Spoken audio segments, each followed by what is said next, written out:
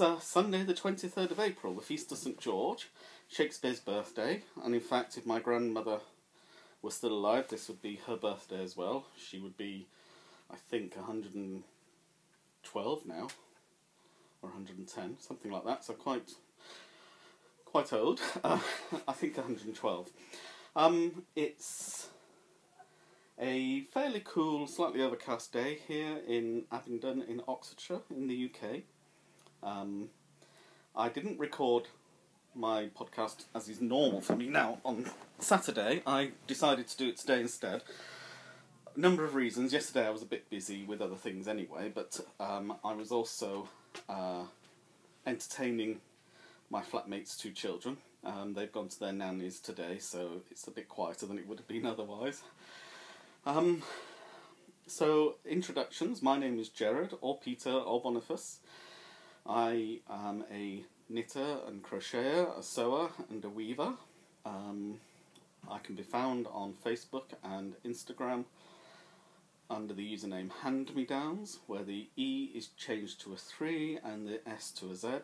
I have a blog, and all the details for these things are in the notes below, and I'm also on Ravelry. I've been on annual leave for the last couple of weeks. Today is the last day, tomorrow I go back to work, and I'll talk about that later. So I've been enjoying myself really, starting and finishing projects, and doing all things fibre related, craft related. I've had quite a nice restful couple of weeks, so although it's obviously sad that my holiday is ending, it at least feels as if I've used the time fruitfully. So I think on that note I will talk first about my two finished objects. Only two, partly because I've been starting so many new things that I haven't necessarily completed everything else. Sorry, Toby's just in his let's run around the flat in a wild mood today. So my first finished object, I don't know if I showed this last week, but I certainly put this on Instagram. I have a stitch counter, row counter, and I just had a piece of yarn that I fastened around my neck, and it was very small and thin, so I made myself an I-cord so that this fits very nicely around my neck. I can put that up, and the numbers are helpfully upside down so that when I turn it up I can see what the numbers are. I used my little French knitter with the 4 pins on top to make this, so this is a 4-stitch I-cord. I was looking on YouTube yesterday, in fact, as I do. Now that I've discovered YouTube, I go on there every day, and it's great fun, the things you can discover and the new things that you don't know about. And I just happened to see that there were some Nastasia.com, Donna Wolf, who was the person who was making the bag, the clutch purse, out of the nylon crochet thread that I bought and showed a few weeks ago. And I couldn't remember her name then. Well, I do now. It's Nastasia.com. She's Donna Wolf. And she had some instructional videos on how to knit and crochet I-cords of different sizes. And that set me to thinking. I mean, that it's very straightforward. It's as easy as using the French knitter, but because I've got the French knitter, I use the French knitter for that. But the thing that amused me was the origin of the name I-cord and what the I stands for, because it's given that it's a knitted object, you'd think it was a K-cord, or crocheted object, it'd be a C-cord. But the reason it's an I-cord is it is so ridiculously easy to make that the person who first coined the term called it an idiot cord, because even an idiot can make it, so that's why it's an I-cord. So I made an idiot cord. The other thing I've just finished today as a birthday present for a friend, belated birthday present, but she'll be getting it tomorrow and I'm sure she'll love it, is this really lovely lacy shawl. The basic construction I'll hold it up a little so you can see. The basic construction is using double treble crochets, which is the English term, or treble crochets, which is the American term, which means that you yarn over the hook twice before going through the stitch or the chain space to bring up another loop, and then you yarn over, go through two, yarn over, go through two, yarn over, go through two. So it's and the rest of it is chains. And the lovely scalloped edge, which is here, is a slip stitch into each end of row, 3 chains and a half treble crochet, half double crochet American terms. And it produces this really lovely, lacy, flowery effect. So I'm really quite pleased with it. I used one of the Sirdar colour wheels, which, as I've said before, are really very nice to use. It was a 150 gram ball, and this was their perfectly pretty colourway, which I think is absolutely spot on. So it goes from, I believe it started at this end. I started off with a very one little bit of pink, and then it moved into the lavender and lilacs, and then into the cream, and then through grey back into lilac and lavender and pink. It's a 150 gram ball of yarn. It's an 80% wool, 80% acrylic, 20% wool mix as the base, and I have about 40 grams left. Now, what I should have done, I was following a pattern, and the pattern got me to the point where I had 9 repeats over. It's a 2-column pattern, so it was 9 repeats of the individual motifs over the 2, so it's 9 in one column and 9 in the second column.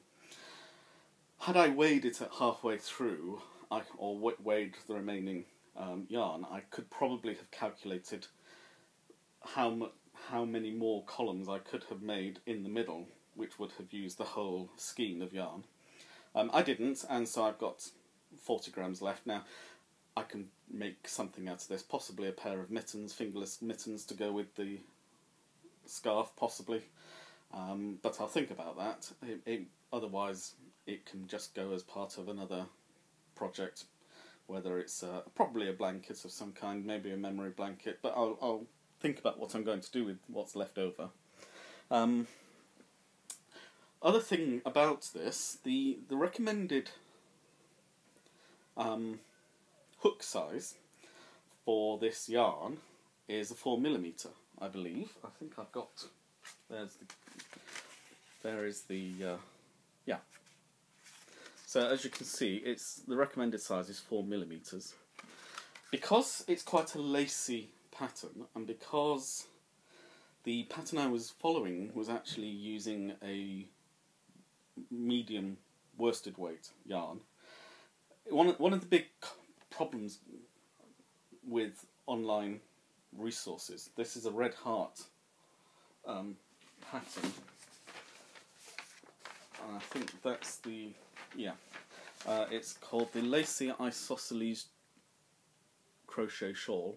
It's from Red Heart. It's a free pattern, so you can go to their website and download it, which is what I did. And it helpfully comes with charts on the back for the increase and decrease, which I find that way up. Helps if I put it the right way around for you. I find charts are often easier to follow than trying to decipher what they intend by the text, although I often, in fact, with this one, the text was fairly self-explanatory anyway. But once you're into the repeat cycle, I find the chart is just enough to give you the reminder, oh yes, that's how I increase, oh yes, that's how I decrease. But one of the problems with American patterns, and there are a lot of resources, is that UK and US yarn weights are slightly at odds with each other. In the UK, we tend to use 4-ply, DK, which is 4-ply twice, double knit, or Aran, which is 4-ply 3 times, so you basically have 4-ply, 8-ply, 12-ply. In America, they tend to use Sport, which is 6-ply, and Worsted, which is 10-ply, so they're in between DK. So their worsted is in between DK and Aran. And this is actually a very thin DK yarn. I think I've made that point with the first one I was doing. It's actually a lot thinner than my normal acrylic yarns are, possibly because of the wool content. Excuse me. But they were using a 6mm hook on the I think it was 6mm. I can just check. It says, oh no, they were using a 5.5mm hook on there. And because it's such a lacy design, and because I wanted to try and make it at least the same size as the medium worsted weight, rather than the light worsted weight, which is DK, I used the 5.5mm hook as well, which produces a much bigger hole. Clearly, because the hooks. Oh, this is a 6mm hook that I'm about to show you, but obviously this part is the 6mm. And if that were 4mm, then it would be 2mm in diameter smaller. So obviously the hole that you put it through would be smaller, and the hole that you create with it is smaller. So as you go up in hook sizes, then clearly the gauge increases, the stitch size increases, and it produces this slightly more lighter look to the whole pattern. So I didn't do a swatch for gauge. I rarely do, particularly for something like a shawl, because a shawl doesn't have to fit. You make a shawl fit, you wrap it around yourself and bring your ends round in such a way, and it's adjustable to the size of the neck of the person, or the tightness the person wants, or the way in which the person wishes to wear it. All of that is adjustable by the user, so I don't feel that you need to worry about swatches. However, I would say that when I have measured my gauge against the desired gauge, it's usually within the margin of error. So I tend not to worry too much about gauge, because I tend to have a similar gauge to that demanded by the patterns. So that's my two finished objects. And as I say, I shall be giving that as a belated present tomorrow to my friend. So I'll move instead then on to my whips. Ironically enough, I say ironically, I didn't actually finish any of the other projects that I still have on the go. I am still working on them, but I didn't finish any of them, so I've not progressed so much that I feel that you'll gain anything by seeing the current state of progress. So I have cast on several new items as well. I do this all the time, but I find I like the repetitiveness and the soothing effect of doing the same thing over and over, but I also like to challenge myself. I have discovered I am a process knitter and crocheter rather than a product knitter and crocheter. I think probably the shawl was the exception, because I wanted to get that finished before I went back to work tomorrow. But in every other case, apart from the pirate flag, it's more about the process than about the product. So I'm not worried about when I finish things. I know I will finish them, I'm just not concerned about when that happens to be. And particularly things like blankets and jumpers and cardigans and the like, because I won't be wearing them probably now until late September, October time at the earliest. So I'm not too worried about the fact that it may take several months for them to be completed. So what I will move on to then, my first whip. You may remember last week I was in two minds as to whether to continue with my garter stitch triangular shawl. And being in two minds, I decided no, I wasn't going to continue with it. So I ripped it out and I rewound the yarn, and I have decided instead to make this scarf. And I have cast on, as it were. It's a crochet scarf, so it's not quite casting on. But I've finished to this point. I'm almost at the end of the chocolate colour, and I'm about to move into the burgundy. So it will begin to have this lovely effect that this scarf have of moving through the different shades. I think this was actually made with the perfectly pretty wheel, which I made the other shawl from. So, I mean, the point is, you make whatever you like. This was the blues and teals and greys that I made previously. So again, it was made with a different colour wheel from the one that the model is wearing, but the effect is the same. So it's an easy crochet pattern, and it really is. It's 4 repeated rows.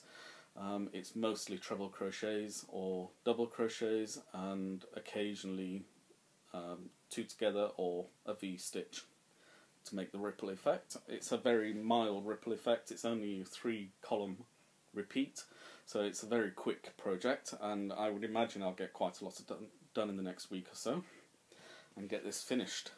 It's not by any means a difficult or time-consuming project.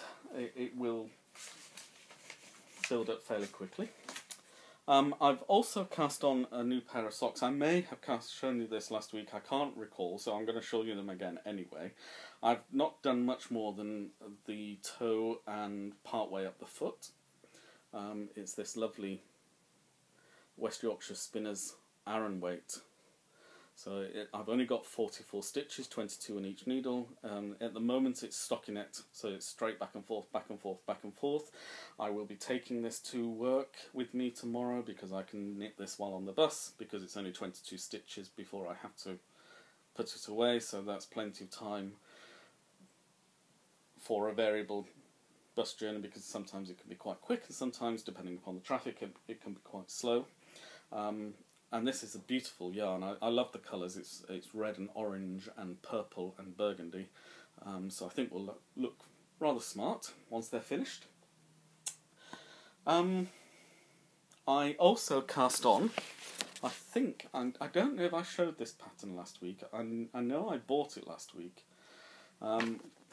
This cardigan, which is a cabled cardigan, and can be made with or without sleeves, as is shown here.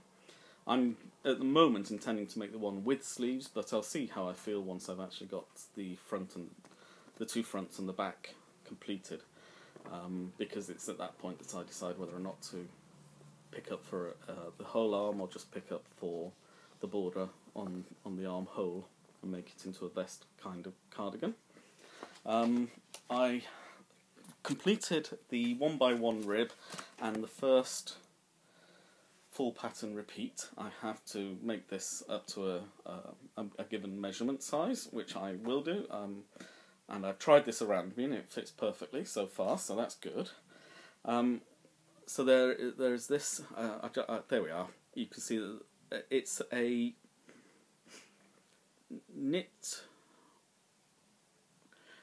1 purl 1 rib, which is broken up by a couple of lines in between, and it gives this lovely kind of box-like effect. And then on the back there are these 2 matching cables side by side, again with a rib distribution in between. So I'm quite pleased with how it's looking. It's a very straightforward thing. It's a paid-for pattern, but basically, of the 12 rows in the repeat, of those 12 rows, 1, 2, 3, 4, 5 of them are repeated rows within that 12-row repeat. So it's not difficult at all. You just have to remember what size you're making. It's a very simple tapering only when it gets to this point, and it's a taper for 5 rows and then straight up. So that won't be too difficult to do. The arm is a little bit more involved, but again is not going to be too difficult. So I'm quite enjoying the challenge of this. I love this yarn, this green teal yarn with the tweedy flex. I think when you're doing cabling you want to have a solid colour, but either I like things to be either tonal or to have these kind of flecks and speckles within it, because it makes the whole thing that little bit more interesting. So these are very pale brown or dark brown flecks in the main body of the yarn. The yarn is 80% acrylic, 20% wool, so it's machine washable and it's going to be very easy to care for. The only proviso on this, when I wash it, is that it will have to dry flat, but that's not going to be too much of a problem. I had to cast on 121 stitches initially, and so I measured out, after every 11 stitches I put a stitch marker on. I've used just my plain stitch markers for this, because they were the ones I had to hand at the time I was making it. Once I completed the cast on, and it's just a fairly standard cast on, because it needs to stretch a little, but not particularly. It's not like the top of the sweater that I'm making, where I did the rollover rib because it needed to stretch wide enough and then come back in, so it needed to get over my head and then close up around my neck. This is the bottom, and I did them on a size smaller needle, so they were done on 4mm, whereas the body of the cardigan is going to be done on 5mm. And again, I'm using my rather cheap Chinese steel knitting needles, and they're very nice to use. I'm very pleased with the tension they give me. I'm very pleased with the way they work, and they're just the right length. As you can see, I've got needle at both ends, and it's not going to get any wider than this. So I did the 8 rows, I think it was, of 1x1 rib. At the end of the 1x1 rib, I had to increase purlwise in 8 stitches to make 129, which was purl front and back, basically. And purling back in the back loop as well as the front loop is a very weird technique, but it does work. And I removed the middle stitch markers, but I thought I would keep the first 3 on either side, or the first 3 and the last 3, as it were, because that measures out 33 stitches, and within the 12 row repeats I've either got 37 or 39 stitches to do, either as knit straight across, which are the rows that break up the rib here, or knit 1 purl 1 for 36. So 36, 37 or 39 are the 3 different numbers. And I thought, well, it's easy then, because 3 of these pins is 33, so I'm either doing 3, 4 or 6 extra stitches on top, and I'll always know where I am. And so far, I've still got 129 stitches on, which I'm very pleased about. I've not made any mistakes, the cabling is looking good, so I'm really quite enjoying this, but that's just the cast on. I've not picked this up for a couple of days, because I was doing the shawl, and because I've also started a new blanket, where I'm using my lovely owl stitch marker on this blanket, and the stitch marker really is just holding the last stitch because it's crochet. This is an entrelac square blanket, and in fact it will be a rectangular blanket, because instead of starting with 1 square in the middle and then working around, I started with 2 squares next to each other and work around the 2. Which means that when I get to the full size, this would actually fit a king-size bed if I make it big enough, which at the moment I see no reason why not. It's actually made in Tunisian crochet, and you can tell it's the Tunisian simple stitch because it has these vertical bars. And I've started another pink round, so it's basically this purple with the blue and red variegated yarn, and then pink, and then this. Well, it sometimes looks grey, and sometimes looks lilac. I think it's more grey than lilac, but it has a very pale pink tinge to it, purpley tinge, so I think it's more of a lilac than a grey. But when compared with the other colours, it comes across as grey. And then, so I'm keeping, every other round is this purple, and then every other round is either pink or grey, and then pink, and then grey. So you can see I started with these 2 here, next to each other, these 2 diamonds, and then did the 6 pink diamonds around that, and then did, I think it is 2, 4, 6, 8, 10, is that? 2, 4, 6, 8, 10, yes. 10 purple diamonds, and then the grey diamonds around that, and then the purple diamonds around that, and I started the pink diamonds going all the way around. It is Tunisian crochet, but I'm actually using just a normal crochet hook. And the reason for that is because I never actually have more than 7 loops on here at a time, so there's no need to use the very long Tunisian crochet hook, because if I were doing the whole width of the blanket in one go, then that might be worth doing, but just doing 7 loops, it just doesn't require it, and it's a lot easier using a smaller hook. You don't have it banging your arm or banging the table or whatever chair you're sitting on, the arm of the chair. Now another interesting thing is, this is also acrylic weight yarn. The purple is this lovely Women's Institute. They just call it a mixed colourway. It doesn't say anything more than that, but it's actually purple with blue and red interspersed throughout it. It's very pretty, it's very nice. This is 100% acrylic and it's very soft. I'm also using, this is Antique Rose, and this is a Starcraft special double knit. And I'm using this, which, as I say, when it's in the squares it looks very grey, but in the ball it kind of looks lilac, so it's a bit confusing as to what colour it is. And I've lost the, I normally keep the wrapper in the middle of this, and I haven't for some reason, so I can't be absolutely confident what colour it is. I know it is also a Starcraft special double knit. And what do we have on here? Yes, again, because it's a double knit, the recommended hook size is 4mm, or needle size, depending upon what you're doing.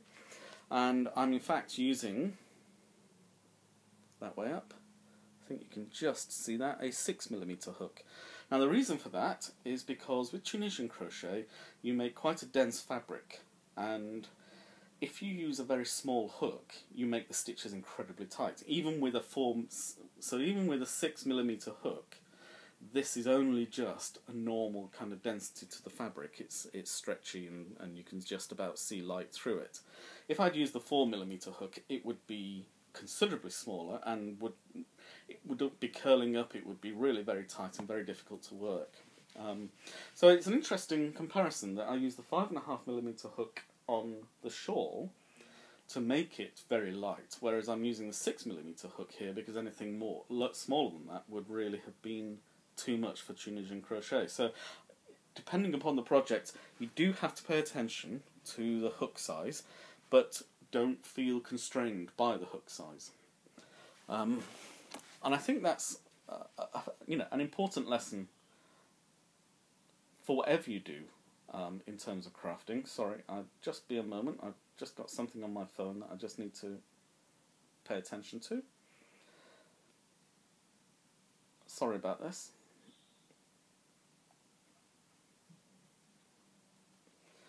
There we are. Sorry about that.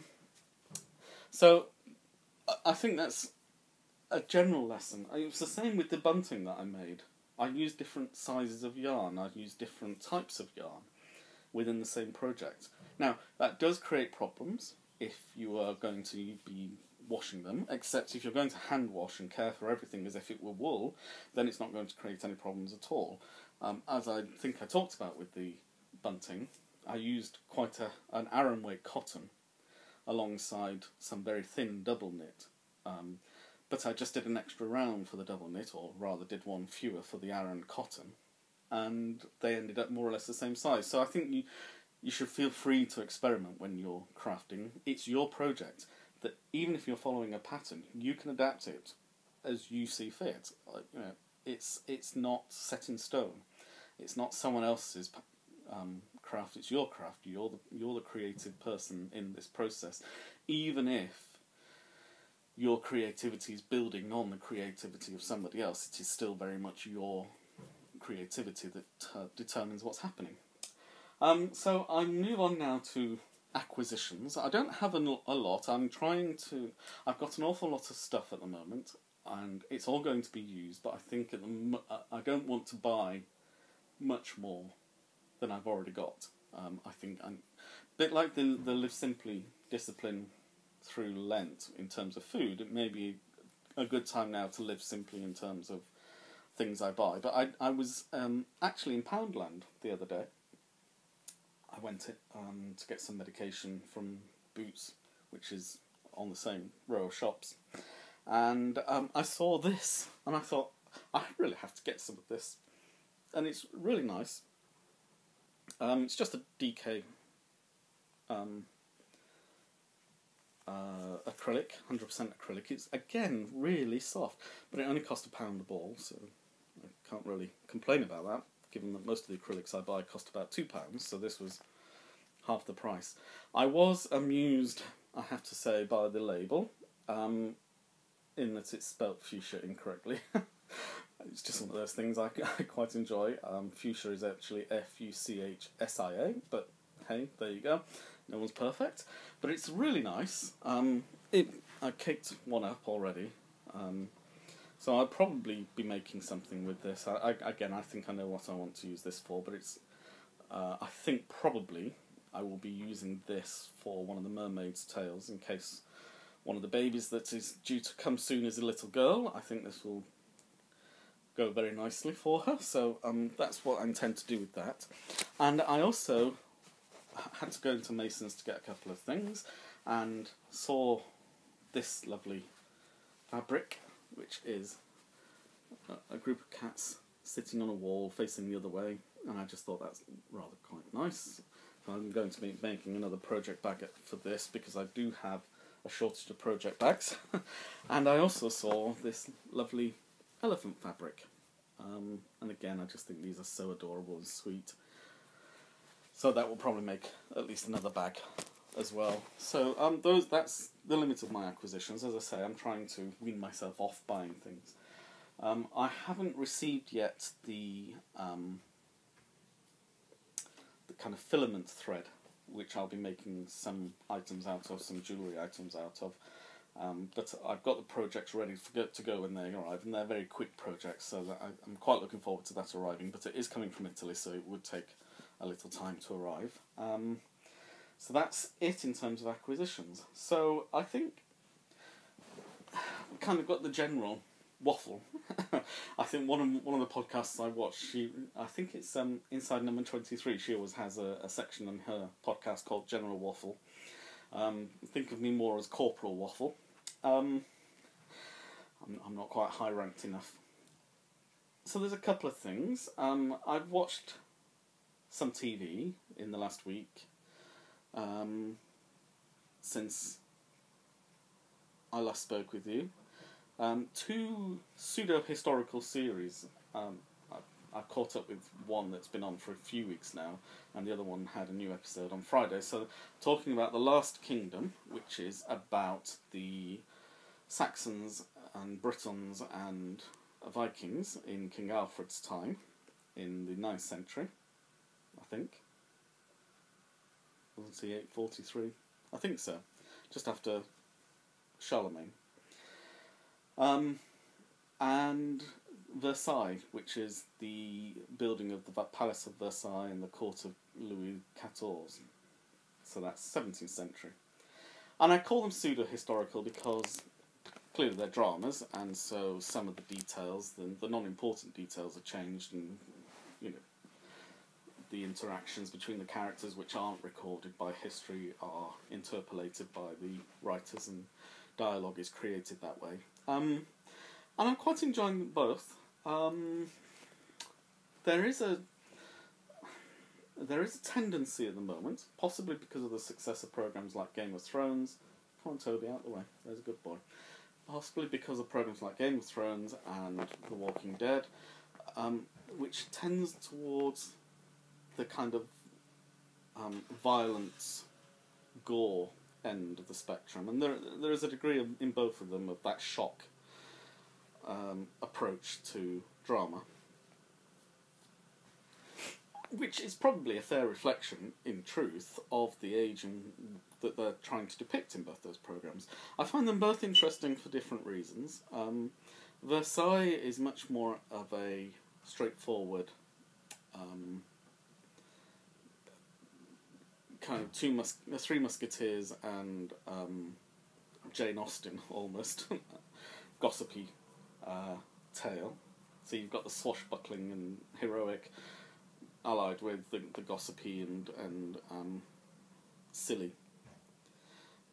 Which, as I say, is probably a true reflection. And then in terms of The Last Kingdom, clearly a lot of historical detail has had to be interpolated there, because not for good reason are they called, not for no reason rather, are they called the Dark Ages, and there's very little historical and contemporary historical data that we can rely on, even in terms of the buildings, given that most of the buildings were not made of lasting materials and were made from stone, from brick, mud bricks and wood. Even though they'd moved away from roundhouses, they had pretty much the same materials that the Iron Age had used for its roundhouses before the Romans arrived. So it's I find them both very interesting. I'm reserving judgment at the moment. I think Alfred is being made out to be too much of a scholar. I think what's forgotten about King Alfred, and what hasn't really been mentioned hugely, is the fact that he was never intended to be King of Wessex and King of all England. He had, I think, 4 or 5 brothers who died before he did, before he became king. But it's, I guess it's almost like I, Claudius. It's as if he became king by default, and I don't think in those days it was possible to become king by default, and he was renowned for his piety, but I just again wonder whether the piety is a post-factum interpolation by chroniclers who were trying to establish Alfred in the mode of kingship established by Charlemagne. These were warrior kings, and warrior, I think, before piety. Piety is something you can afford after you've created your empire and it's safe and it's established. I'm not sure it's something that... I'm not sure it's a safe thing to say that they were Christian kings who went into battle as Christians and were Renaissance men 800 years before the Renaissance, kind of thing. Anyway, that's my only concern. I do like the fact that it is dealing with a part of English history about which most people are very unfamiliar, and using Old Anglo-Saxon and Viking names which have fallen out of use because of the Norman invasion. And I think it's quite nice to hear and see some of what might have been had the Normans not invaded, or had the Normans not committed the ethnic cleansing that they committed in the immediate post-conquest years. Anyway, enough of that. So, my other kind of general waffle is today marks the last day of my annual leave. I go back to work tomorrow morning, and I've had a really lovely couple of weeks off. But it's got me to thinking. I'm quite looking forward to going back tomorrow. My job is fine. It's not the most exciting job in the world, but it's a good job, and it's a good company I work for. But more particularly, I work alongside some very nice people. People whom I'm not just a colleague towards, they're also, many of them, friends. Of various degrees of intimacy, but I would consider them friends. And I'm quite looking forward to seeing a few of them after 2 weeks away. So that's quite a nice thing. But going back to work has given me pause to think about who we are as people. I once was a monk, as I've said, in my bio description on this site and on other sites. In fact, just to kind of prove the point, I happened to find an old passport of mine from when I was in the monastery. This was 1993, August 1993, so I was just coming up to 25, so I was 24 at the time, and there's a picture of me in my passport at the age of 24. I was so young and thin. Mind you could all say that. In fact, I found in the same passport a picture taken of me 10 years before, so when I was 15, for my then passport, and I was even younger and thinner. So there we are. Always share your embarrassing passport photos. That's what I say. But I was a monk, and as a Benedictine monk, we value the contemplative life. It's an enclosed order, although because of the particular historical accident of the Reformation in England, which led to English Benedictine monks being given a mission to come into England and minister to the recusant Catholics in penal times in the Elizabethan age and then the 17th century into the early 18th century until Catholic emancipation. Really, although Catholic emancipation happened at the beginning of the 19th century, it was really beginning to be accepted because of the French Revolution, where Catholics, and particularly monks and nuns, were being guillotined during the Reign of Terror. So really from the 1790s onwards, Catholicism was tolerated, if not emancipated. But during the 16th, 17th and most of the 18th centuries, English monks went to their monastery for the first 7 years of their monastic life when they were basically learning, so as novices and then as trainee priests, and once they were ordained, within a very short period, most of them were then sent to various parts of England.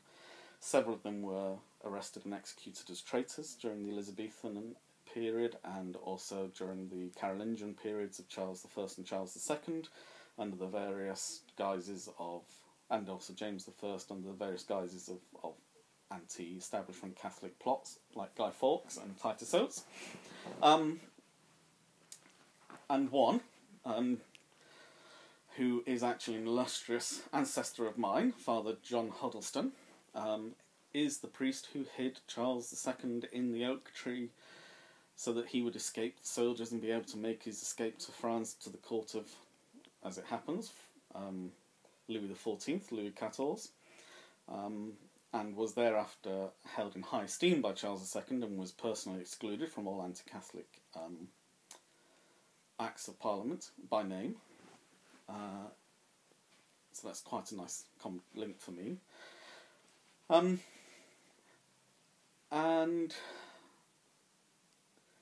really since the since the latter part, probably the 1990s onwards, the Benedictines have been giving up their mission now that the Catholic Church is re-established in England and there isn't the political need to be on the mission. And the communities are not withdrawing into themselves, but they're withdrawing from parish life and returning back to monastic life, and their works being based within their communities. And part of the work is prayer in common in the church, and we're all familiar with the Brother Cadfael, or whenever there's a kind of historical drama set in a cathedral and you've got monks singing, that's a large part.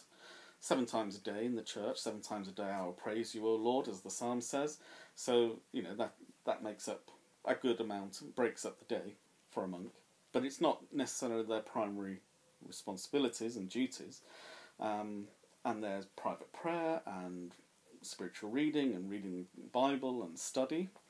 But St. Benedict was very keen that his monks were not to lose touch with ordinary life.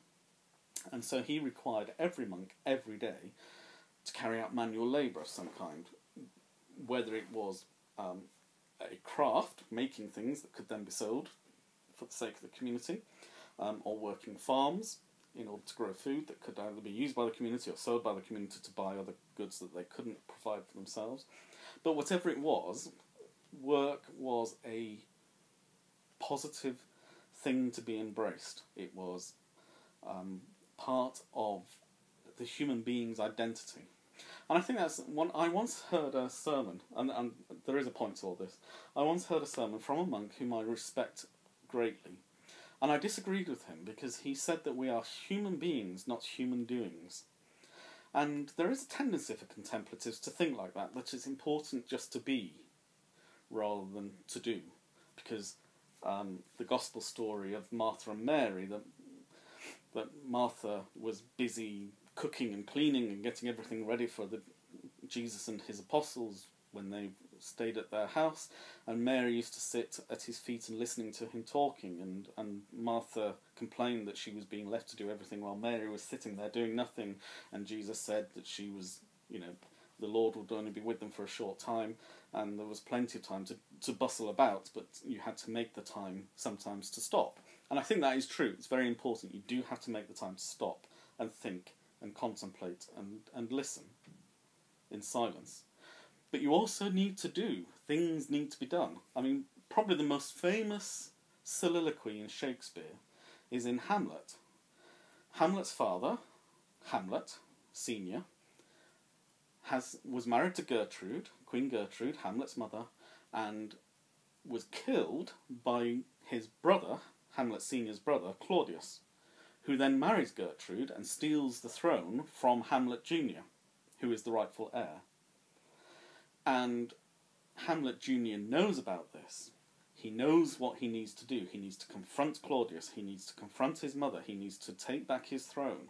And the whole play is about doing or not doing. And the most famous soliloquy begins, to be or not to be, that is the question. And Hamlet isn't saying to be in the sense of having existence. He's talking about to act or not to act. And so for Shakespeare, the very essence of being is action.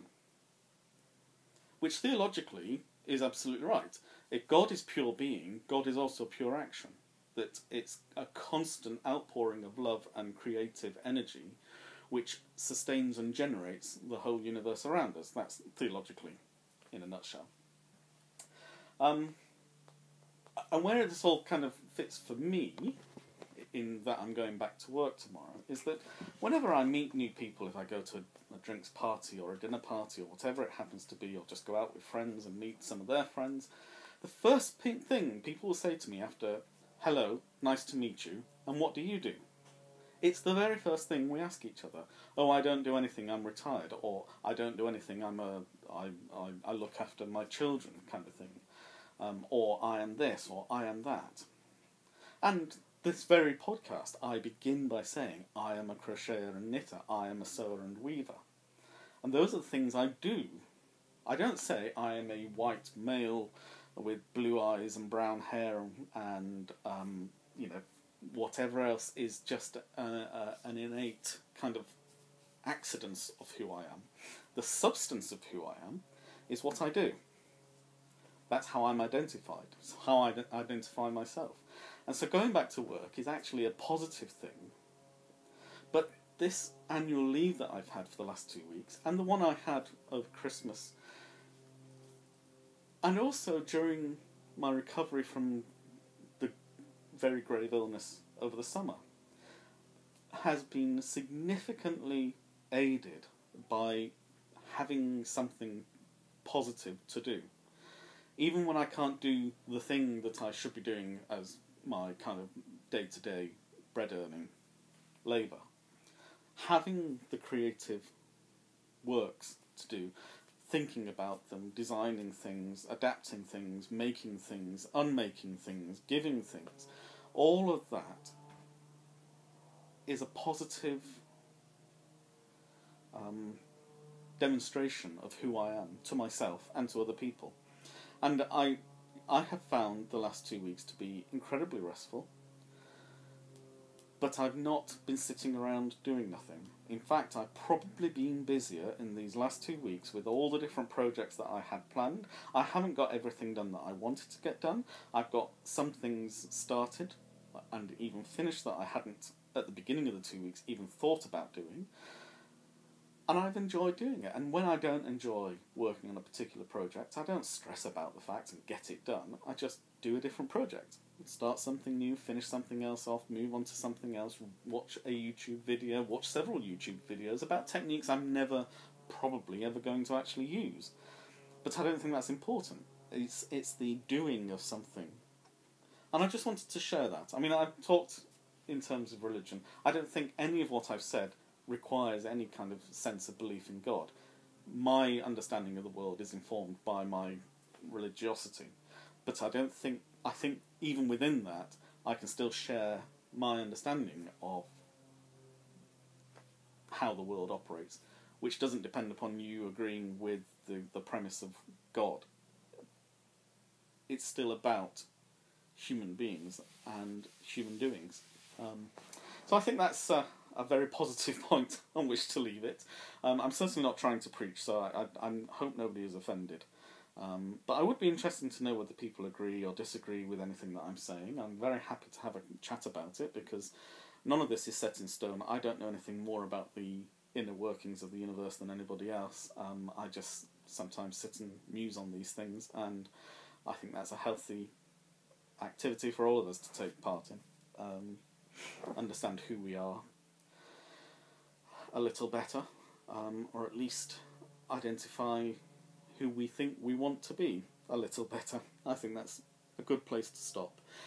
So yes, I hope you've enjoyed this video. If you have, please like the video and leave me a comment if you want to know anything. If you haven't subscribed, please subscribe, and you'll receive a notification of when the next video is uploaded.